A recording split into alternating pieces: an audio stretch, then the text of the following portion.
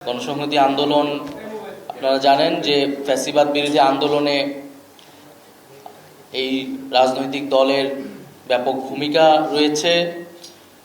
এই জুলাই গণ অভ্যুত্থানেও আমাদের সাথী হিসেবে গণসংহতি আন্দোলনের নেতাকর্মীরা সারা দেশে এই জুলাই গণ অভ্যুত্থান আন্দোলনে অংশগ্রহণ করেছেন, আত্মত্যাগ করেছেন।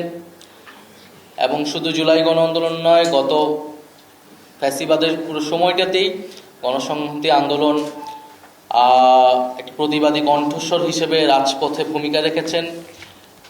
এবং আমাদের যেই নতুন রাজনৈতিক বন্দোবস্তের কথা আমরা বলছি, রাষ্ট্র পুনর্গঠনে রাষ্ট্র সংস্কারের কথা বলছি, সংবিধান সংস্কার বা নতুন সংবিধানের কথা বলছি, এই আলোচনাগুলো গণসংহতি আন্দোলন জনপরিসরে দীর্ঘদিন ধরে করে আসছে।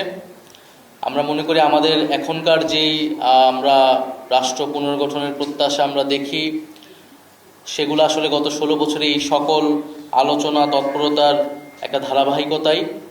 তো সেই জায়গা থেকে জাতীয় নাগরিক পার্টির আমরা যে বিচার, মৌলিক সংস্কার এবং গণপরিষদ নির্বাচনের কথা বলছি, আমাদের অনেকগুলো এজেন্ডার সাথে এই গণসংহতি আন্দোলনেরও ঐক্যমত রয়েছেন, কিছু জায়গায় দ্বিমত আছে।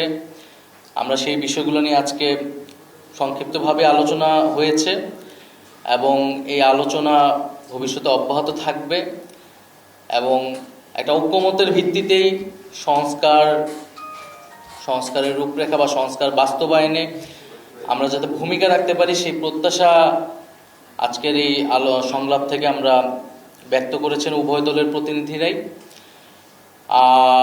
এছাড়া আমাদের সমসাময়িক যে রাজনৈতিক পরিস্থিতি, আওয়ামী লীগকে দলগত হিসেবে বিচার করার বিষয়টা আলোচনায় গুরুত্ব পেয়েছে এবং সুষ্ঠু নির্বাচনের জন্য যে ধরনের পরিবেশ প্রয়োজন, তার আগে সংস্কারের বিষয়টা আমরা কিভাবে অর্জন করতে পারি ইত্যাদি বিষয় নিয়ে আলোচনা হয়েছে।